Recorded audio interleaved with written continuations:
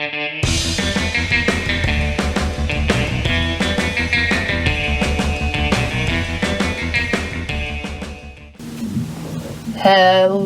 hello, hello. It's Chrissy and Jeremy. Hope everybody's doing well out there with the quarantine situation. It's pretty surreal, this new reality that we're in. It's kind of hard to wrap the brain around. We wanted to talk about a topic today that I'm calling affectionately big living in small spaces. Who's we? You and I. Oh. Yes. Okay.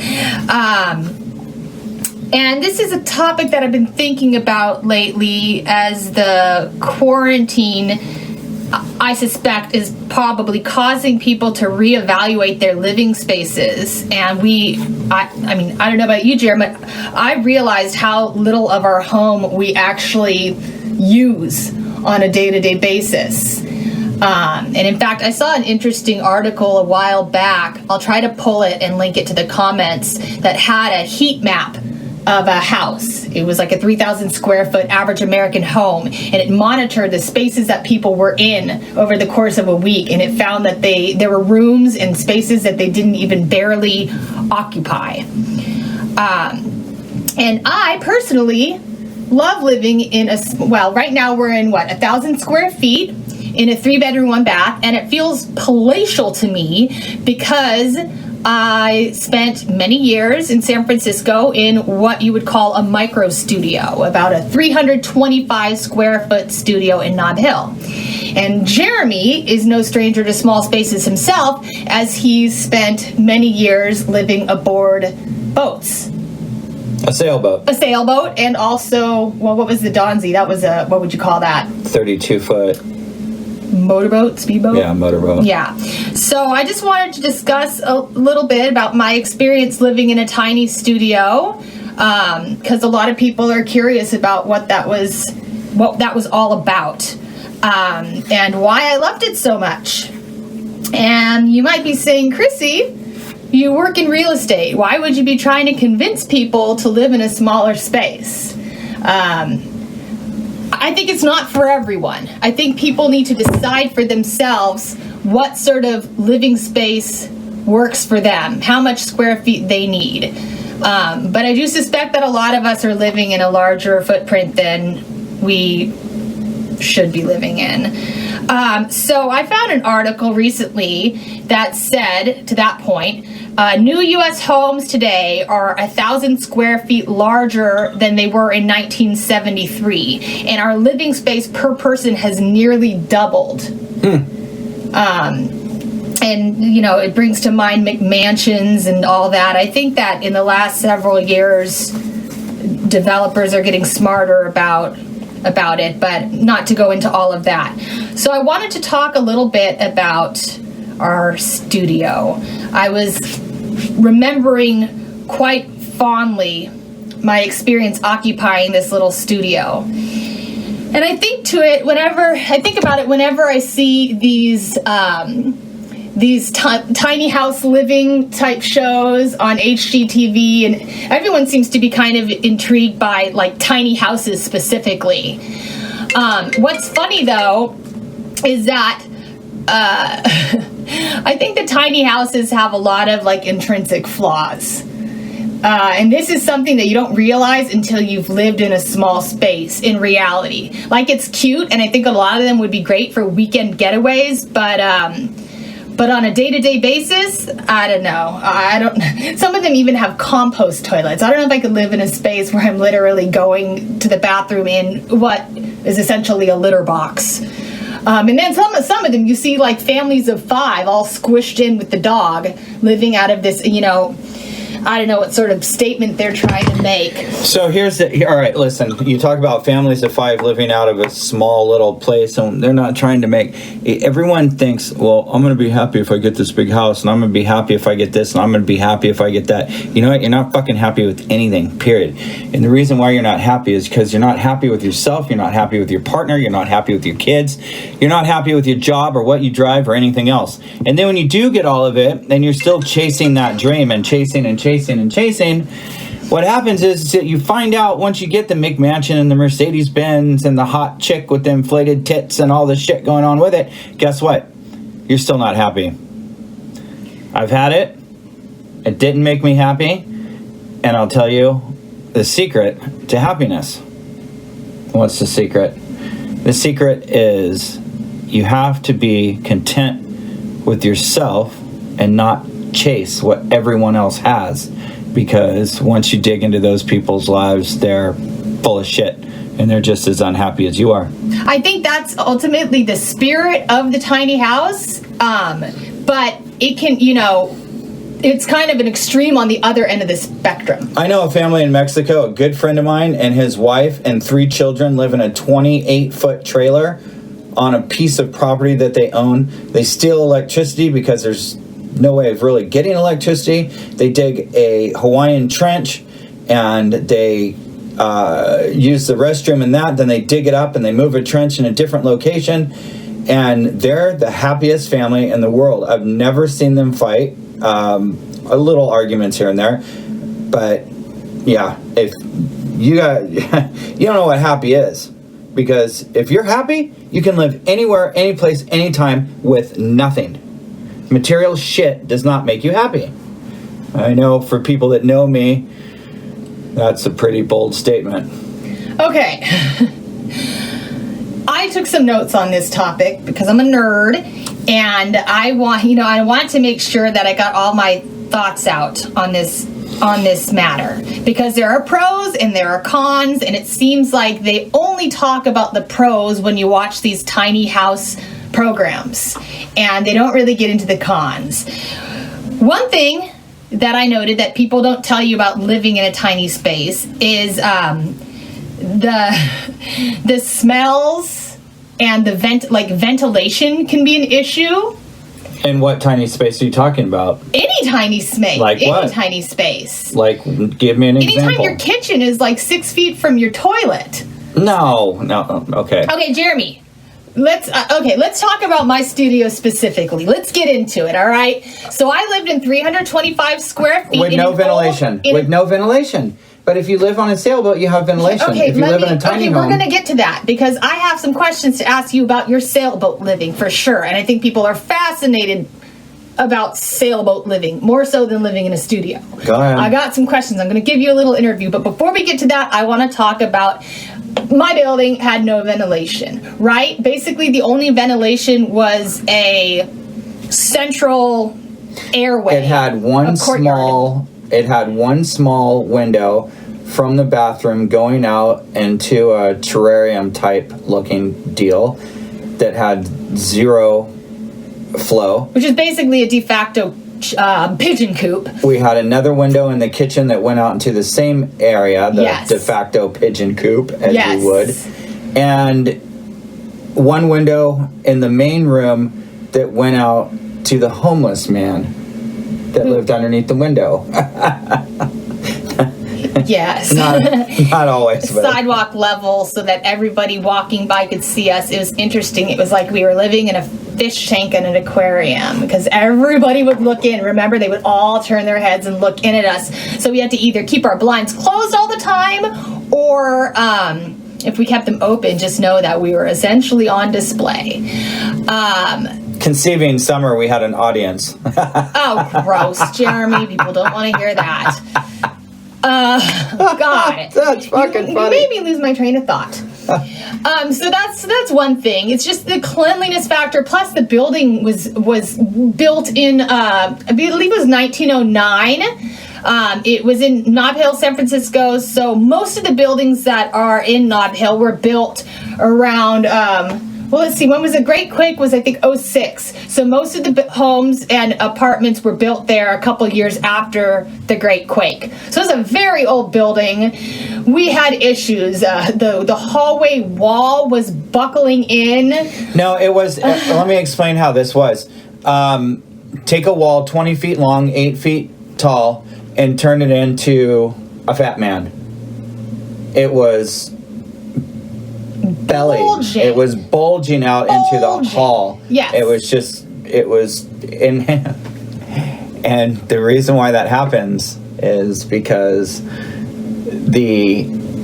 Okay, get into the bathroom, then I'll get back to the bulging wall. All right, I guess we'll go there. And stick with me because you might say, Chrissy, I thought you were just saying how much you love living in small spaces. I'm going to get to my personal reason as to why it was all worth it. But again, people have to decide what's right for them. I'm not begrudging anybody for having a huge 3,000, 4,000 square foot home, nor am I shitting on people who choose to live in small spaces. You got to do what's right for you. And that's what we tell our real estate clients as well.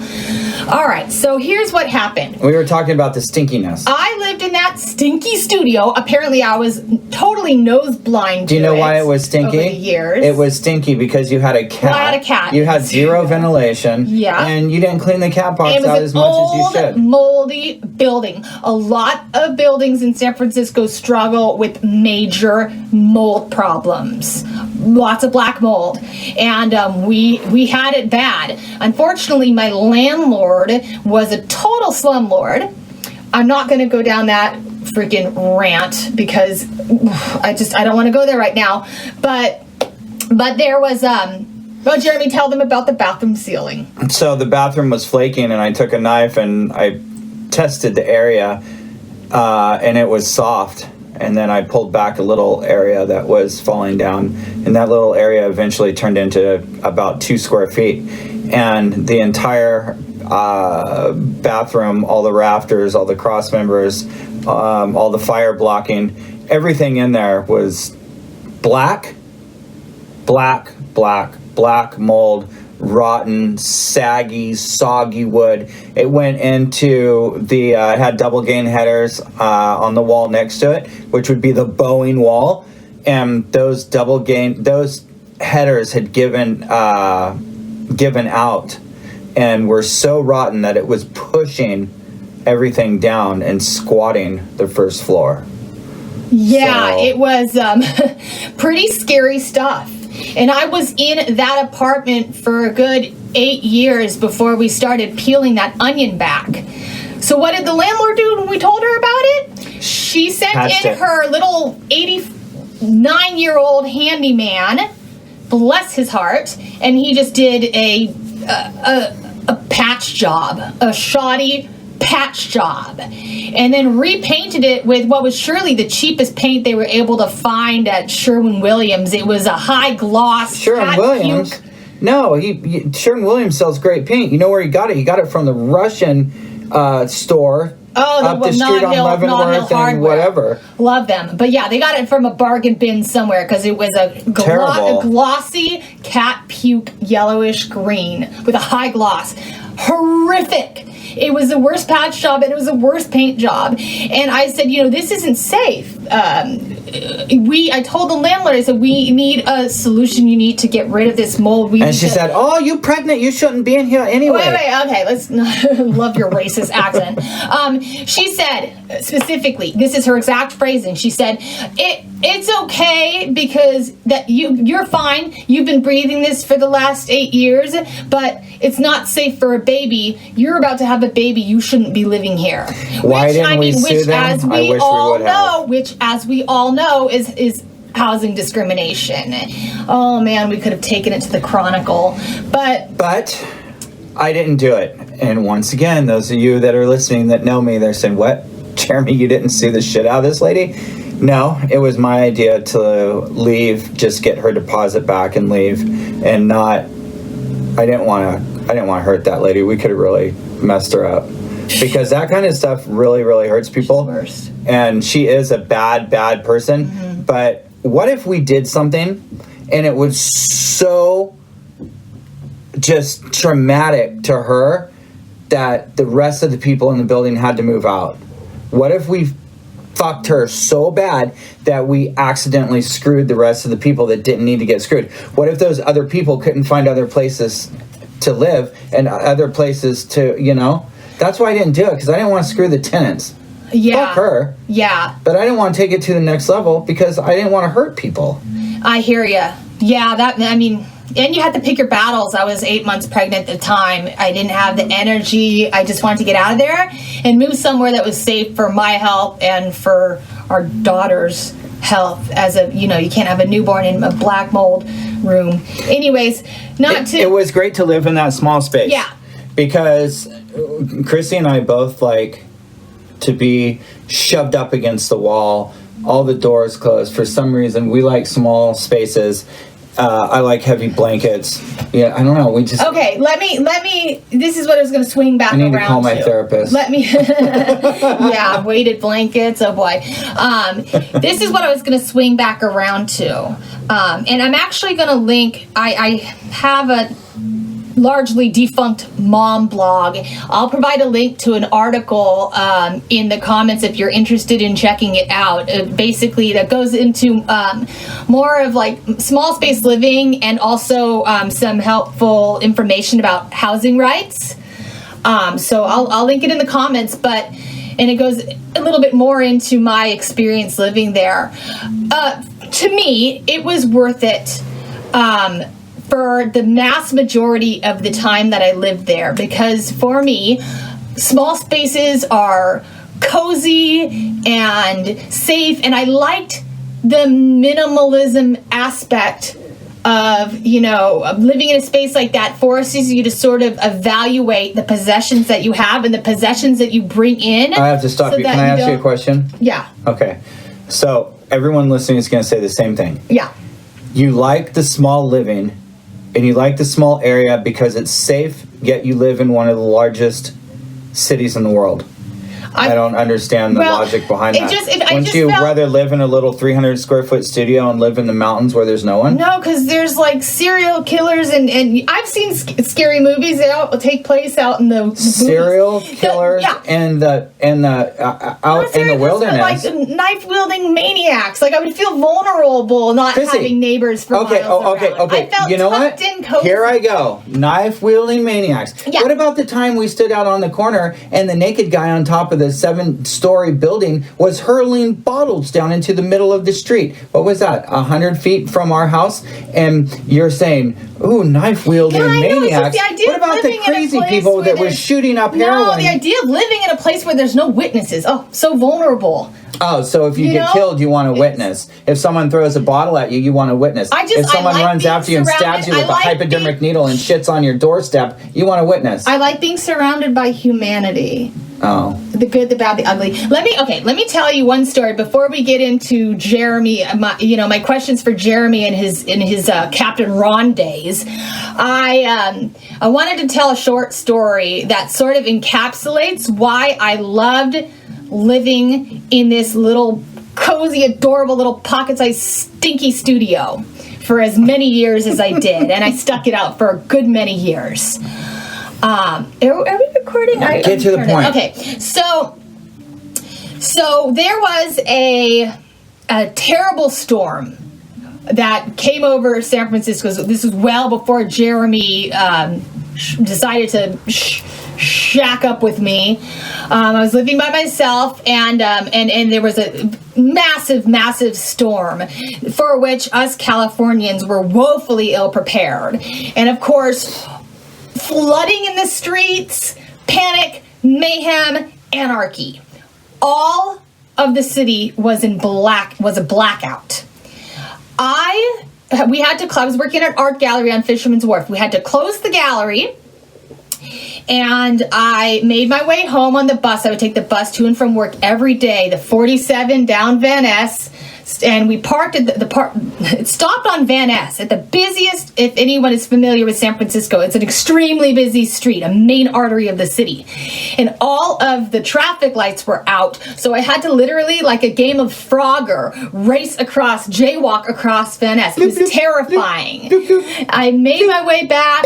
I walked up the hill. Like I said, I thought the entire city was blacked out. But as I made my way up the hill to my little neighborhood, I noticed there was a coffee shop just a block up from my studio called Another Cafe. Adorable little coffee shop. It's still there today, hanging on with all the crazy rent hikes. It was lit up. My block was literally the only block that still had power, and everybody was like shoved into this little coffee shop getting their coffee fix. And I went home. I got cozy under the covers. I put on a movie marathon, and I swear to God, there has never been a cozier scenario in all my life. I just loved it. I felt like I was just tucked in the city. I loved it. I loved being tucked in amongst the humanity, listening to the rain pour down outside my window as I had everything that I needed right there in my little space. I was snug as a bug in a rug. And I have a lot of great memories in that studio, but that's one that sort of sticks out in my mind. I can close my eyes and just remember it like it was yesterday. So not getting pregnant. The storm. The storm, says a lot the for me. great storm. All right, so what kind of questions do you have for me? All right, so let's shift focus to, so as I said, Jeremy here is a big fan of small living as well. Yep. And he lived aboard a boat. So I guess I had a couple of questions. Well, first of all, Jeremy, why don't you give us a little background about what kind of boats you lived on? And well, I lived on a few different boats, but you're talking about the main boat that I lived on was a Columbia 27 that I bought for $700, and God, I was in Huntington Beach at the time with my girlfriend, and we bought a 27-foot boat for $700. I put about $1,000 into it. And we lived on it for about 3 years, sailing it up and down the coast of California and surfing, scuba diving, fishing, you name it. That's so awesome. And I know that both of us talk a lot about after our daughter is 18, 19, out of the house, the idea of selling all of our possessions and moving back to a small space. We both kind of thought about. So Chrissy and I, let me give you a little background about Chrissy and I. We were together. We are not together. No. We co-parent. Yes. We're actively dating other people. Mm-hmm. But we're best friends and we love living together. There's no hanky-panky or anything going on. It's like two best friends. It's a roommate situation. We're the total odd couple, but we get along pretty well. We feel that continuing to live together is fine. Sure. Unless one of us falls in love with someone else. But at this point in our lives, I'm 47, she's 38, and those ships have pretty much sailed. So I love the idea of living on a boat and doing so with somebody who has experience as a quote-unquote boat person just thrills me, because I wouldn't want to do it on my own. I don't know anything about boats. I wouldn't know the first thing, but I'm ready to learn. He's going to be my Captain Ron. Living on a sailboat is one of the greatest things. I lived in San Diego most of the time, and that was always my home base. And we lived for free in San Diego. You can anchor for 3 months, leave for a week, come back and anchor for another 3 months. And the anchorage, there's two anchor spots. One is on the other side of the jetty where it's really, really rough. And the other one is inside the jetty by the U.S. Coast Guard looking into the city. So every night we would sit out on the back of the boat and look at all the lights, because they have the aircraft carrier, mm-hmm. and they have some military ships over there that sit there all the time, and the Hornblower cruise lines, and they have all the old ships and everything over there. That's so cool. So it's super cool. And then in the morning we'd wake up, and I would get in my little dinghy, and we would motor over to the dock and jump in our car or on our bicycles, and we would just do what we had to do. I was working odd jobs just to keep afloat. I didn't want a full-time job. I wanted enough to put some gas in my outboard, fix my sails, and keep surfing. I love it. The simple life. And that's exactly what I did. And I was 180 pounds, and I ate fish and pretty much every day, and surfed 8-10 hours a day. Just took care of your needs as took care of my basic needs as they arose, and grocery shopping, every was very minimal. Other day, very, very minimal. Once a week, we had not a lot of stuff. Yeah, I had 4 surfboards that were on the deck, and that was it. It was great. I had a little computer, and I ran the Wi-Fi from a hotspot from a phone that I had. And that's how I watched movies. But most of the time, I spent. I don't do drugs, and I don't really drink, and I don't smoke pot. So I got to find something to do. So I watched movies at night, And when there was no waves, I would scuba dive. I had my own scuba equipment, so I would just dive off the bottom of the boat, check everyone's anchor, and good scuba diving there? No, it's a little cloudy. It's the bay. It's kind of shitty. But people, the rich guys would pay me $300-$400 to clean the bottoms of their big boats, and other guys would pay me to go down and reattach their anchors with safety chain and safety. Oh, that's awesome! That would be a great gig. I clean bottoms of boats. I'm sure they have one guy like that at every dock. They've got several. Yeah. So I clean the bottoms of boats and clean the barnacles with the barnacles. Jer Barnacle. Yeah. So that's you mentioned like not having a lot of things, and I didn't really touch on that, but I found living in a studio that it taught me how to be super organized and the importance of like multifunctional storage, and so I think I could apply a lot of what I learned to boat living. So that's our thing. Did you have any tricks? Did you have any like fun life hacks that you learned living on a boat as far as like making everything fit? I mean, well, yeah, you hang a lot of stuff. Yeah. Because when you're underway, you want things to hang because it's like a pendulum. So it kind of the boat goes left and the rope still holds it right. So that's why you see in the movies you see hammocks a lot, because the hammocks will always stay in one position no matter which way the boat is rolling. The hammock stays straight up and down. The hammock. Did it get choppy a lot? I remember being on your Donzi. Well, that was in the river, but when you're in the ocean, it's you get 3 or 4 foot swells in the bay sometimes, and it gets really, really, it gets uncomfortable. But your body gets so used to it because when you're sleeping at night, you don't know what's going on. So I would stay on my boat for like 2 weeks at a time. And then when I would get off the boat, I'd be land sick for like a good first hour. That's crazy. I would stand there and my body would just... Yeah, it was I think that's something that a lot of people don't realize is that folks get seasick, but then the opposite can happen if you're used to being on the sea. So if you get seasick, if you can't control vomiting and you can't control your hydration, it'll mess you up really bad. So you really have to know, if you can handle it. Because it's not something you necessarily adapt to. If you're prone to that, you can get over it. But if you have severe cases, you're done. You might as well sell your boat and go buy an apartment every day. Go buy a condo. Yeah. And a Mercedes and be stuck in debt like everyone else. Right. So I wanted to ask you what do you have to say to all of those non-boat people who buy boats to get around paying high rent in cities like San Francisco or San Diego? I know that when we were living in San Francisco, you looked into like buying a liveaboard boat at one point, and the docks that you spoke to both in San Francisco and Alameda said that there was like 5-year-long waiting lists at the time. It was ridiculous. This was in the height of the So here's what people do. And this is the worst thing you can do. Okay. People go out and they'll buy a boat, and they'll buy it with a liveaboard slip and somewhere in the bay, which there is there's probably a 7-year list now. And if you're lucky to find a place that allows you to live aboard, jump on it, pay whatever the boat is. Doesn't matter if it's $100 or $100,000, buy it, and then get the slip. You have to rent the slip. But if you don't use certain parts of a boat, they wear out.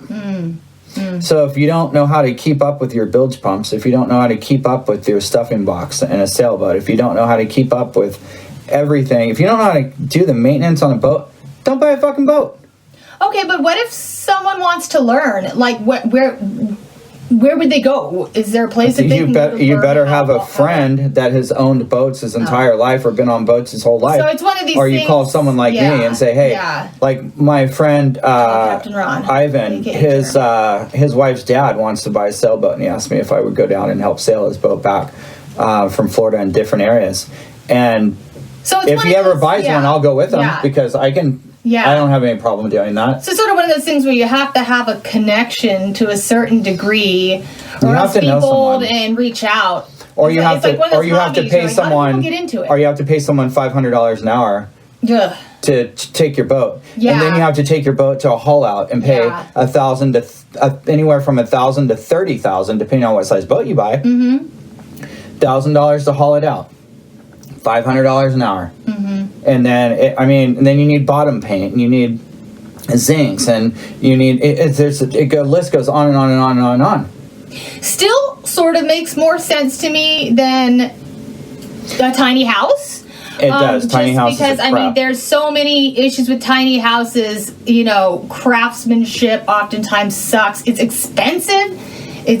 There's restrictions as to where you still have to buy the land, and then you have to pay property tax on the land. Yeah, a boat seems much more self-contained, and slip fees in the bay. Last time you looked, it doesn't matter. It doesn't matter if you buy a boat for $25,000, $30,000. All right, let's go higher than that. Okay. Say you find a kick-ass 42-foot sailboat. Pay $100,000 for it. So you're in there at 42, and then you're at, I don't know, if you find a nice liveaboard slip for $700,000-$800,000 a month, that's still so much better than what you're going to do, because you can't, for $100,000, you can't live on the water. When you're living at a marina, there's no wake, there's nothing. You live on the water. I mean, I can't even explain it to people. It's like trying to explain to people what surfing is all about when you've never been on a surfboard. It's just, you either have it or you don't, Yeah. And I don't think a lot of people have it, because if they did, there wouldn't be so many boats for sale. Most people that buy boats, the happiest day of their life is the first day they buy it and the first day they sell it. Yeah, that's what they say, huh? But it's like out another 1,000. People have a romantic notion about it, but the reality differs from the ideal. And it's the same thing with living in a studio or living in a tiny house. There's pros and there's cons, and you have to really decide whether it's right for you. It goes back to that old saying, find me the hottest chick in the world, and I'll show you a guy that's tired of being with her. It's always the same thing. It's like people get bored no matter what they get. It's like you have to be happy with yourself, because if you're not happy with yourself, you're not going to be happy with anything around you. That's like, we all know people who are constantly moving, constantly traveling, because they're trying to find something out there or in a lifestyle that they feel is going to meet whatever hole it is that they have inside. I've chased that ghost for 47 years. And I know from firsthand experience of going through thousands of cars and houses and moving and boats and traveling that whatever I'm searching for, I'm not going to find, because I don't know what it is. And that's just a mental state that a lot of people have. Sure. Absolutely. We're all searching, right? I just don't give up. Keep following the dream, or keep chasing something. Just stop chasing fucking money. Yeah. That's what it is. Stop chasing money. When you stop chasing money and you slow down and you're like, all right, phew, I'm good, then you're okay. So, and if women stop chasing money, men will stop chasing money, because men chase money to get women. That's my opinion. Sorry, girls. I was going to ask you, whether or not you would live on a boat again. And obviously, I think for you, the answer is an overwhelming yes. So instead, I want to sort of end it with, I'm hoping that you would share a little story or a memory from when you were in St. Croix. So I went to St. Croix for 8 months, and during those 8 months, I spent 3 months on a almost 60 feet. I think it was 52-foot old wooden sailboat, total Captain Ron style.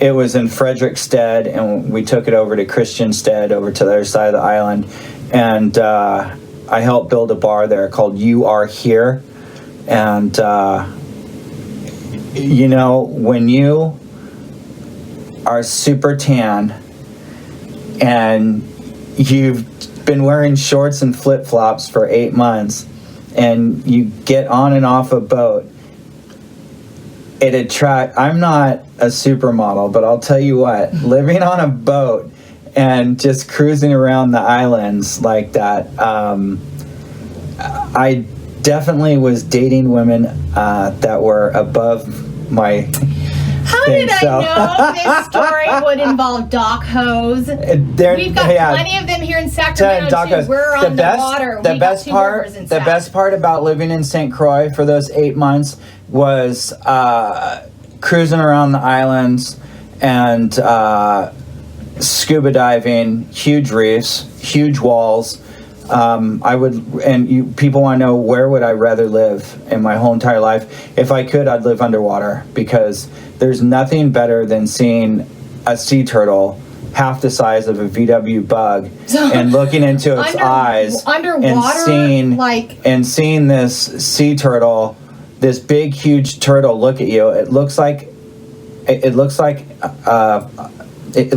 alien, and their prettiest little faces. They just look at you, and it's like adorable. They're just adorable, and they're huge.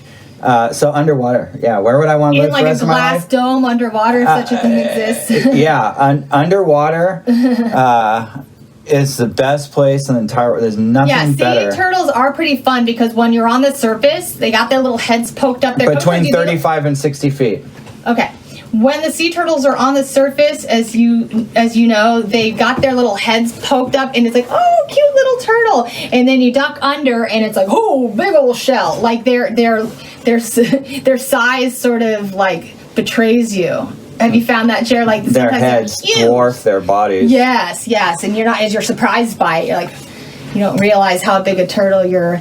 I remember when we were in Hawaii once, and there was a hurricane coming, and all of the turtles were making their way inland, and every time the waves would crash, it seemed like 50 different little turtle heads would like pop up. It was adorable on the black sand beaches as they were slowly like making their way in from the ocean. I guess during hurricanes they must shelter up on land or something. So is that what we're going to do in the next 15 years? We're going to buy a boat? I don't know, man. It appeals to me. Like I said, and kind of swinging back around to my original point, I love living in small spaces, and I miss it. And I have, I've been having a lot of emotions with this Corona situation. But one thing I'm not struggling with is feeling shut in or confined. If anything, our apartment right now feels huge, and it's only 1,000 square feet. I mean, we have more than enough space. Yeah, we have more space than we need, and people would say that we're crazy, but it's all relative. And then we just got a 70-inch TV, so we're talking about all this small living and small shit, and we're the biggest fucking hypocrites in the world, because we've got a big 3-bedroom and a 70-inch screen TV. So it's my space, God, get me out of here. The more space we have, the more shit we acquire. And the things they say, your things begin to own you. You own your things, but if you're not careful, your things will own you.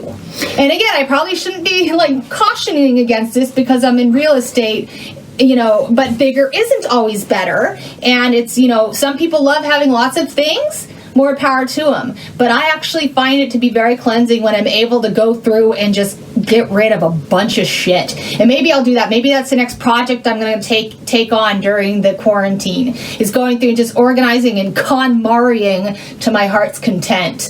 Because when you have a 3-year-old, shit starts to pile up. So it's, happy memories of living a simpler life in San Francisco in that little studio that I would never be able to afford to move back to. I think she's charging $3,000 a month now. $2,800 a month for 325 square feet, and she wants a $3,500 deposit. I was paying, legally they can charge up to 2 months rent for the deposit if it's unfurnished. If it's furnished, you can charge 3 months rent for a deposit. FYI, in California. That's law in California. I'm studying for my real estate exam right now, so I'm learning lots of random info. So Yeah, that about covers it. I paid $900 a month, by the way, when I first moved in, and I think it was almost $1,000 when I moved out about 9 years later, if anyone's curious.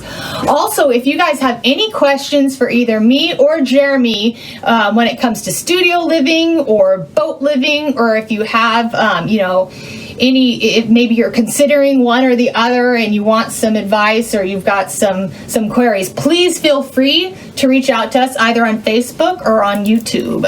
We're happy to answer any questions you guys have. Thanks for listening, guys. Thanks so much. Take care, everyone. Bye.